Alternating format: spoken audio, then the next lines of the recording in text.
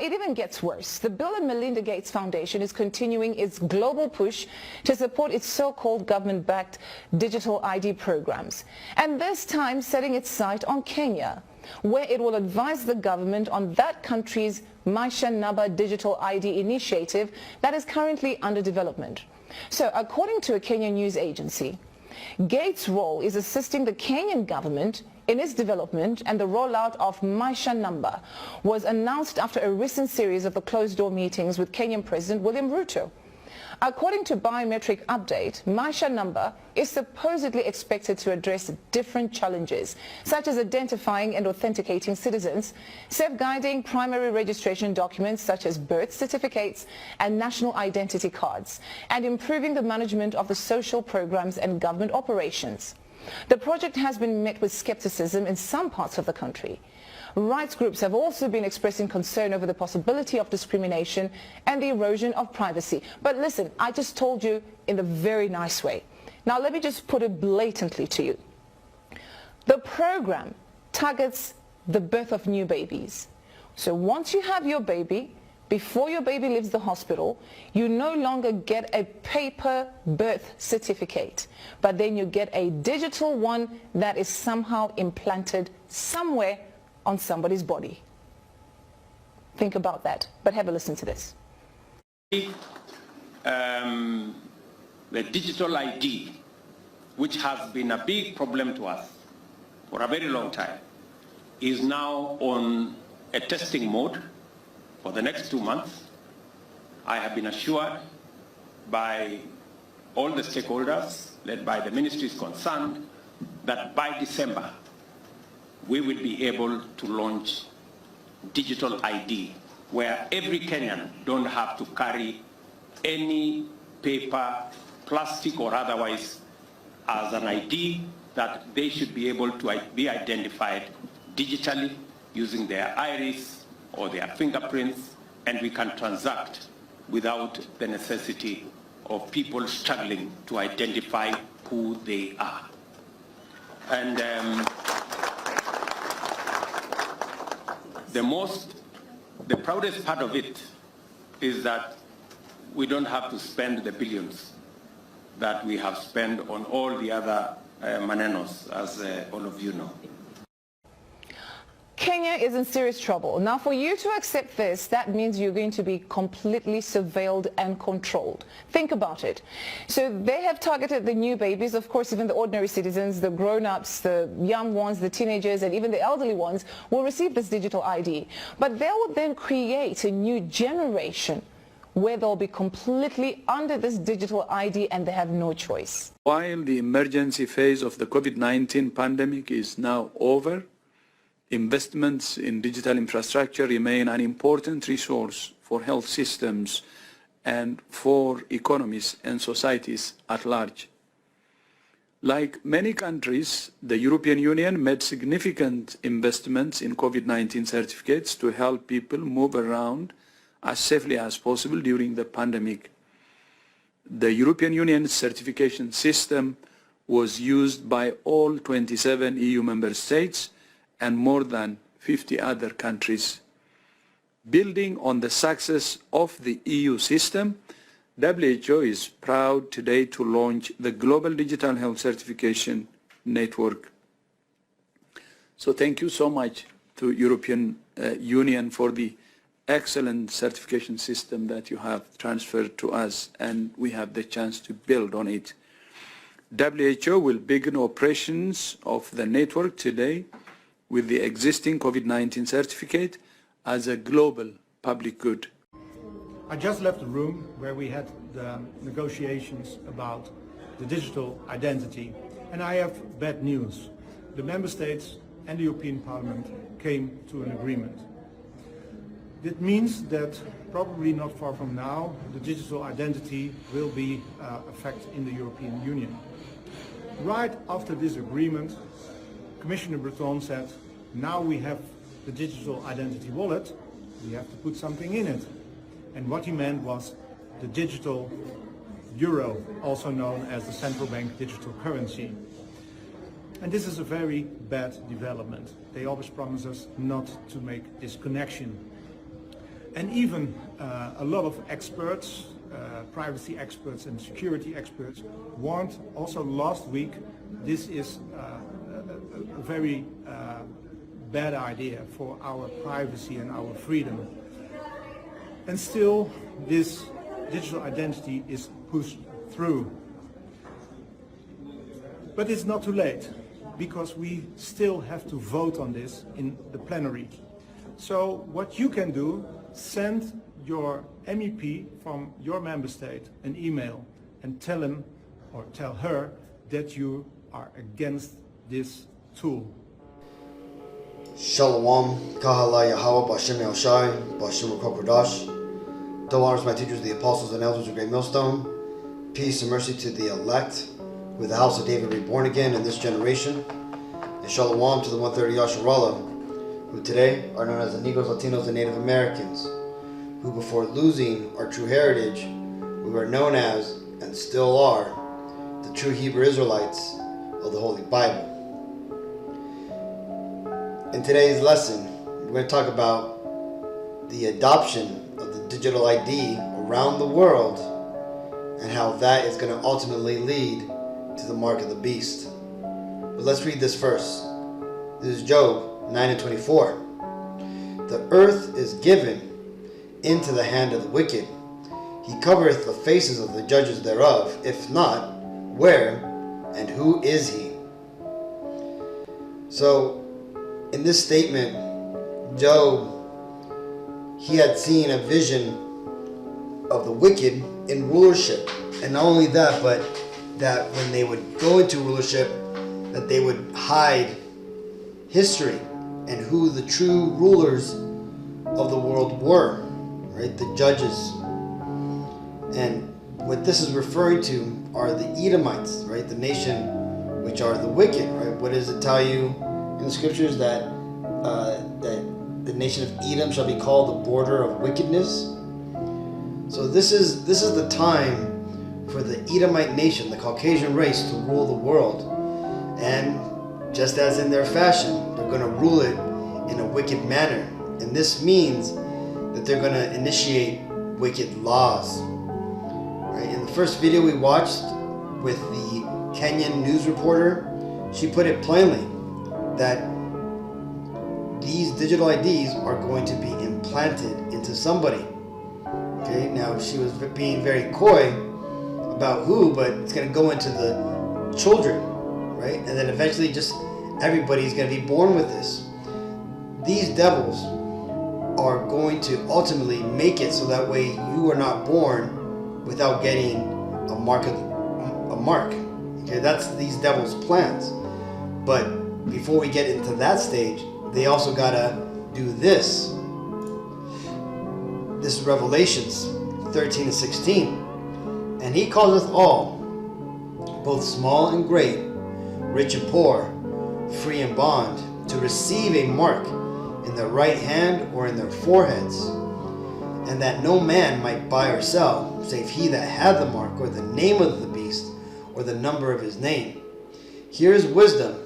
Let him that hath understanding count the number of the beast, for it is the number of a man, and his number is 666. This is 666. So what this is talking about, it's one of the last two major prophecies which are still in the works, right?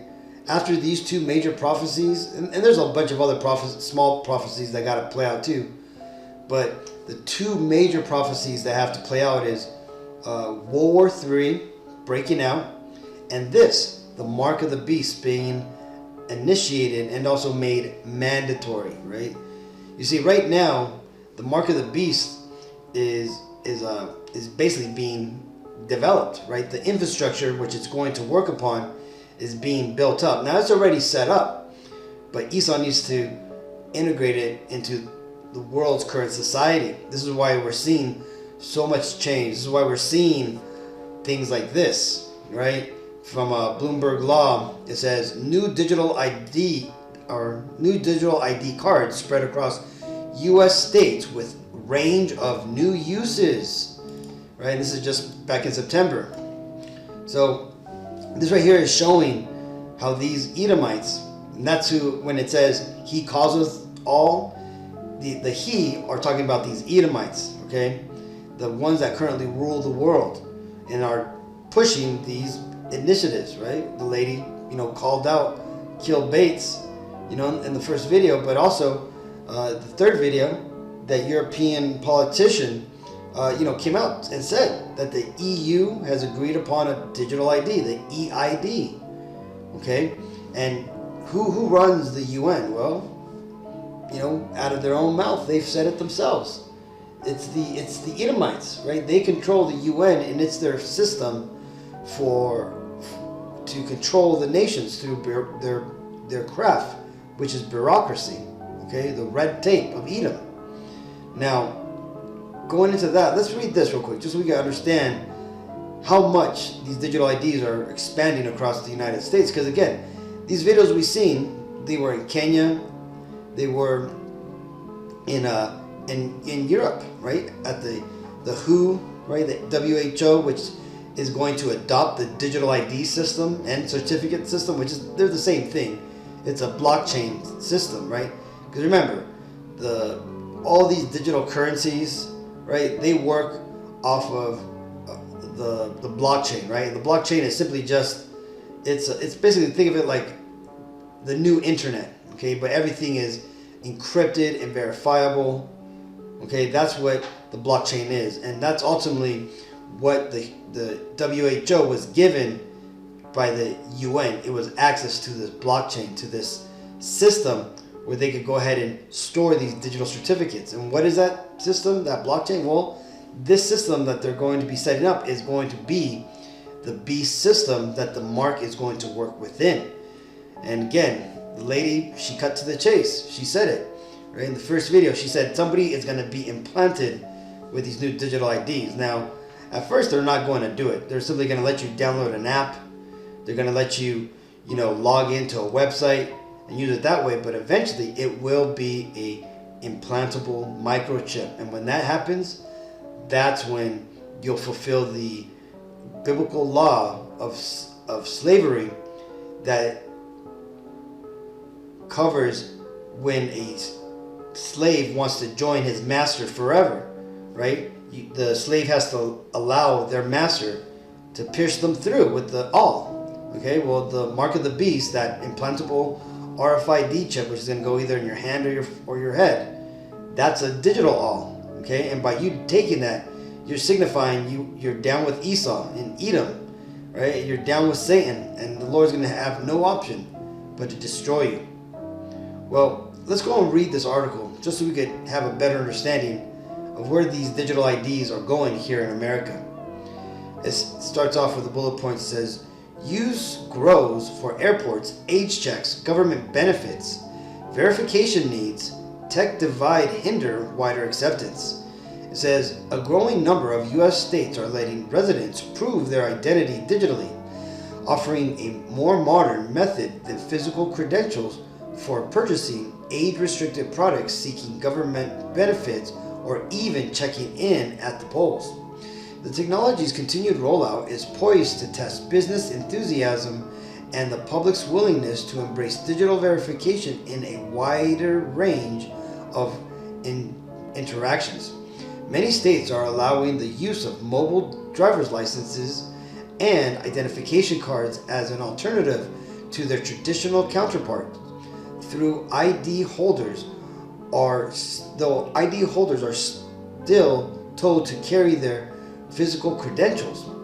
One of the most widely accepted current uses is at the airport, allowing travelers to pass through security checkpoints using mobile driver's licenses stored on their phones. The Federal Transportation Security Administration, TSA, now accepts mobile IDs from California, Iowa, and 4 other states at more than 24 airports across the country. States are becoming laboratories for testing out other applications for digital identity checks. Now, the TSA is ultimately doing more than these states, right? Here's the actual TSA website. And it shows you. It says, when will the phased digital ID rollout start? which airport states will be first in line for the new technology. So just to give you a heads up, these listed airports here are all the airports that are going to start taking digital IDs. Now, if you pay attention to the alternative news, you understand that the TSA is more than just an airport security company. This is basically one of the secret arms of the government, and this is where, think of them like the brown shirts for the Nazis. That's who the TSA are. They're basically the blue shirts, right? Esau's not slick, and he doesn't know how to come up with new ideas. This is why he'll continue to regurgitate the same plan over and over again, but he just changes things up a little by little. So again, the TSA is simply the Nazi brown shirts that are going to be initiating and enforcing these draconian laws that these devils are bringing out. Okay, and this is why the TSA recently, months ago, purchased like all this amount of hollow point ammunition, right? So that way they could be that enforcement arm, which they eventually will be. This is again why they hired all these new recruits, because they're going to basically be not only at these airports but sporting events, government, buildings. They're going to be everywhere. Checkpoints.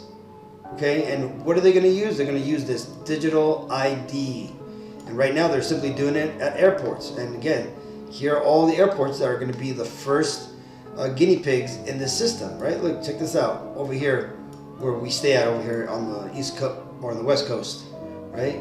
The brother over there in Hawaii, the Akim over there, are going to have to deal with this too, right? But ultimately, this is going everywhere. Okay, everywhere. This is going to eventually be around the entire world. Every nation's going to have a form about this, right? And here are the states that have taken digital IDs that the TSA is going to accept, right? California, Arizona. I'm surprised there's no New York, but pretty soon all these states are going to get on board with this stuff. Though a lot of them have tried to pass laws. I think Florida has passed a law to ban CBDCs, which also basically puts a monkey wrench in the digital ID adoption there. So that law is going to get overturned soon. Another article that kind of like made me take a double glance was this from Forbes. It says 2023, the year digital identities go mainstream. So again, remember, like I said, for the mark of the beast to be initiated and to be brought out, it has to be a working system. And for that working system to be in place, these devils got to roll this whole beast system out piecemeal, a little at a time. Here a little, there a little. And what we're seeing is, right now, we're seeing a big push to put in place this digital ID system. Let's read this article. It says, since the pandemic, we've seen the use of digital identity evolve alongside our hybrid lifestyles as more businesses and government agencies were pushed to move interactions online rather than in person. Now, this right here reminds me of Ukraine. I'm not sure if a lot of you Akim know this, but along with the Ukraine taking on the NATO and Western, mindset and infrastructure and power, they also agreed to allow this new digital online system into their country. This is why when you go to Ukraine, you can look up their digital ID system and their CBDC, currency system. They've adopted the New World Order digital beast system already, and it's already in place there. And they have it so that way you could use it to get services from the government, check up on your status for, contracts and all these type of things, right? They've integrated it into almost every facet in Ukrainian life that has to do with government access and identification. Okay, so just like they did that in Ukraine, they're going to do that here in America and around the world for that matter, which fulfills Revelations 13 and 16, the mark of the beast prophecy. It says, by 2021, several countries began exploring digital vaccine passports for travel given the acute need for convenient, secure confirmations of a traveler's health status. Although not a concern anymore for most governments and individuals, it's a use case that drove home the value of digital identities more clearly to both private companies and government entities. 2022 was another major year for digital identity as we saw some foundational pieces fall into place. In the US, the TSA authorized the first few companies to use mobile IDs to pass through the airport security. Now, if you remember, just this past year, Apple started to allow you to scan your driver's license and have it stored digitally on your phone. So then you can now present your ID at the TSA and on certain websites that require an identification. So again, you're seeing all these rollouts like it tells you here, right? We saw some foundational pieces fall into place in 2022. It says, continuing, it says, including Airside and Apple. Apple took this step further to begin partnering with states that offer mobile driver's license to enable storing and using them within its digital wallet, including for the TSA screening process. These moves shown an increased trend towards a world of reusable identity, or a verify once, share anywhere approach to digital identity verification. In fact, according to market research firm Liminal, the global market size for shareable or reusable identity will grow from 32.8 billion in 2022 to 266.5 billion by 2027. You see that, Akim? That's a huge shoot up from 33 billion to 266 billion. You see, why is that? Because by 2027, these devils, I'm sure, have a plan to have this beast system, or at least the foundational system, in place. And I'm sure we're going to see some sort of announcement for the mark of the beast. But it's at first it's going to be, voluntary. It's going to be something that people are going to want to do. They're going to be clamoring for it, and then eventually, once the majority of the population have these implants, then that's when these devils are going to make it mandatory for the rest of us. So, and check this out. It says, U.S. bill introduced to make post office a digital ID dispensary. So these devils are going to use the post office to basically go and get your digital ID. So just remember, like we've been saying, right? When they bring out these microchips, these RFID implantable chips, they're going to have you go everywhere for them. I'm sure you're going to be able to get them at your schools. They'll probably even give them out at church. I bet you, mark my word, we're going to see a church giving out RFID implantable chips, right? They're going to be giving out the mark of the beast because these silly Christians don't know shit. And the problem is that a lot of people in this world are walking around aimlessly, looking to where, to put their adoration, as these Freemasons say, right? And they're going to basically just give it to the government. See, this is the advantages of bringing the whole Satanism, the atheism, and all these different isms into the world. Because what ends up happening is that the government becomes an ism. It becomes a religion. And what we're currently seeing right now with the Trumps and the Bidens, the Democrats and the Republicans, and all these things going on right now, how everything is so polarized, is because politics has been turned into a religion. It's been turned into a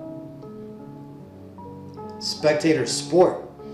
And that is where people's hearts are at. And why is that? Well, because the devil, he doesn't want people focused on he doesn't want the people's eyes on the ball. He wants them distracted and looking the other way when he tries to, do his move. But what does the scripture say? This is Proverbs 22:3. A prudent man foreseeth the evil and hideth himself, but the simple pass on and are punished. So as these prudent men and women that are, studying, watching these lessons, looking to the news, seeing what's coming, we're not going to be caught unaware. We're going to see these devils setting these, chipping stations up, setting up these laws miles away.